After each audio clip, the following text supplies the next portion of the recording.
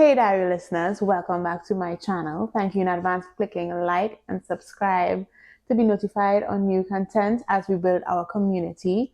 I want to say a huge thank you to all of you for all the love and support that you have shown me on this new journey. I just hope that we can continue to build our community and live fulfilling lives. As promised, today we're going to talk about Mike and my long distance journey, our proposal story, and engagement experience. If you are new here, welcome. I am Aari, and this is my diary.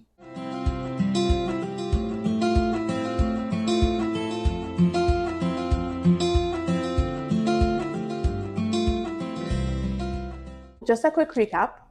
I would have explained my hiatus from blogging and my new transition from Wanderlust Aari to now Aari's Diary, as well as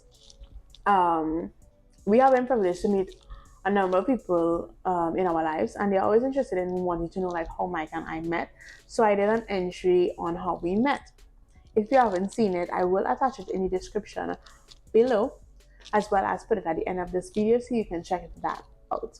So as you know, a long distance relationship is a romantic relationship involving two people who are just geographically separated by life circumstances, whether it's migration, work, school, meeting online, that kind of a thing, right? And during the period 2017 to 2022, that was Mike and my situation, right? So Mike would have migrated to the States in 2017. During this, we just had to find ways in which to communicate and keep our closeness, our bond. So we use communication tools to help us navigate that. So here are some things that we did in our relationship, right? So we had impromptu and yearly meetings, and it was something that I hated. I hated it because it would have shined a magnifying glass on things that I didn't want to talk about. But it helped so much, and we still do it this day in marriage. Like, it helps so much. So we would talk about, in those meetings, we would talk about like things that we can work on, the trajectory of our relationship in the next couple of months, the next couple of years. That way we could have like an outlook on our relationship, a positive outlook on the relationship, to better ourselves for each other. It's something that I've grown to appreciate.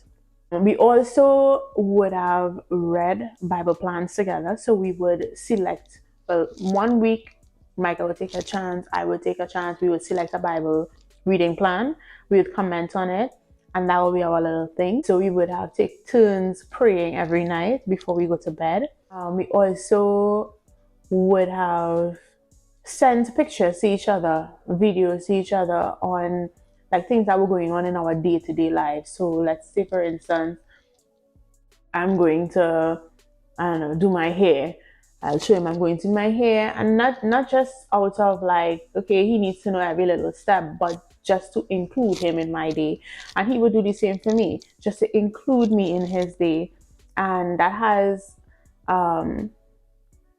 in a sort of way, helped us to stay closer, because although we're not near to each other because of limited physical proximity, we were still able to be there, if that makes sense, right? So we're there, but not there.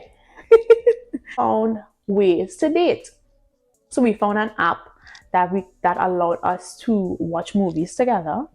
So we watch movies. We would find recipes that we saw, foods that we would want to try. We created them. We recreated them together and did it via FaceTime or WhatsApp video call. That way we would have each other there, going through the process, going through the recipe. When we were finished, we show each other what it looked like. We also would have exercised together on those platforms. As we just kept it going. We didn't just say, well, okay, because of the distance, we're not going to try. So if you've been in a long distance relationship, let me know in the comments. I want to hear how you navigated that. So 2019 rolls around, and we decided to go to Curacao Because one of the traditions that we had in our long distance relationship as well was to try to meet up as frequently as we could have. And that could have only been 1 year due to time, finances, work, because we both work at the time, right?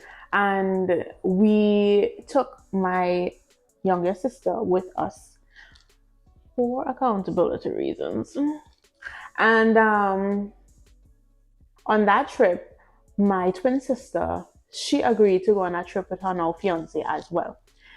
But we booked flights on two separate airlines. So my sister and her fiance went on a direct flight, and we had a connecting flight through Panama. We took that flight, we arrived in Panama, right?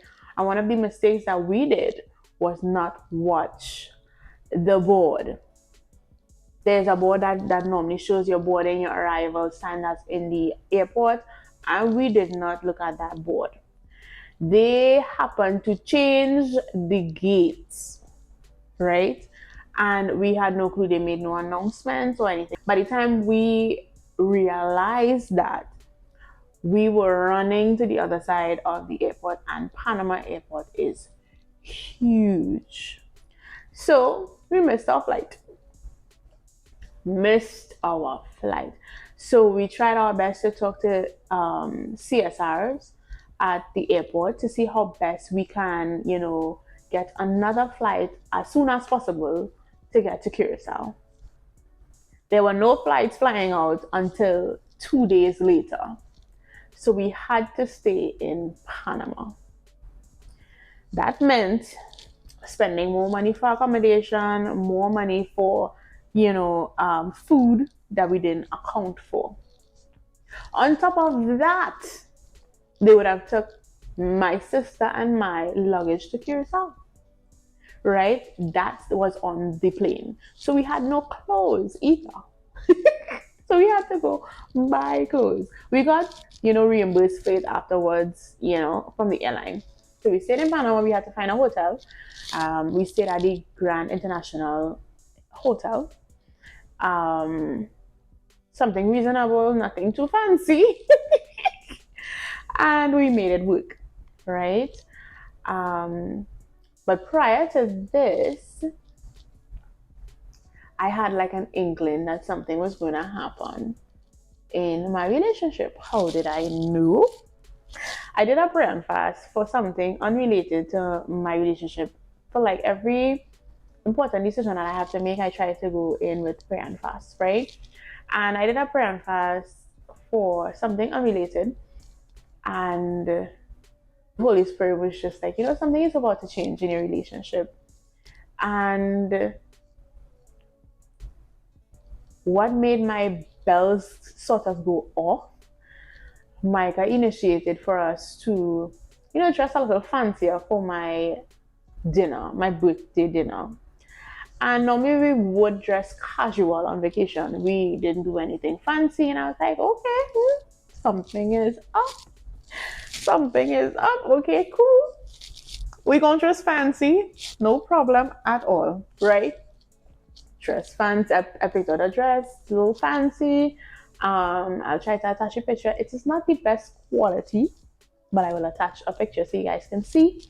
When we got to the hotel, it was the day of our anniversary, like our monthversary, because we did celebrate that as well. That was something that we did as well. It was the 27th of October. So every 27th, we tried to do something, right? And he said that he has something for me. So I was like, okay, cool, no problem. Yes, okay, I get it, no problem. And we went for food, because where the Grand International Hotel was, there was a Domino's right next to it. So we decided, okay, we're going to get some pizza and we're going to go back to the hotel. And it was a book, right? A really nice book. I still have the book. Where did I put it?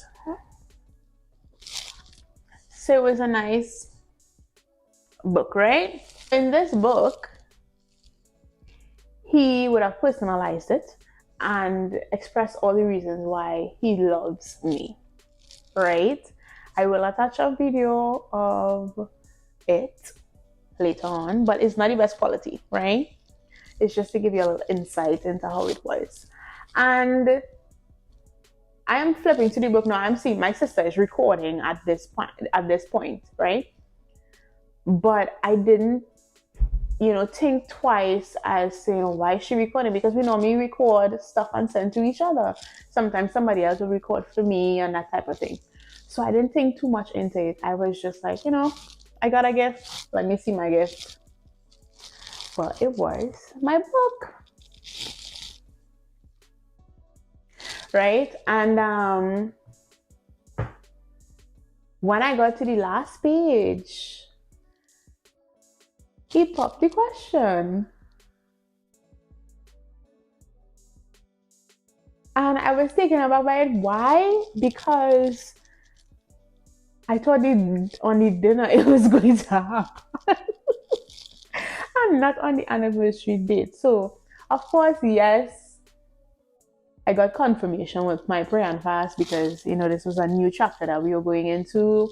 I got a feeling, that kind of thing, but I didn't know the date. And it was just amazing how we did it, how we took the time to craft it. And despite the circumstances of us missing our flight, staying in a new hotel, paying for new food that we probably wouldn't have catered for, despite the circumstances, we still came out, engaged.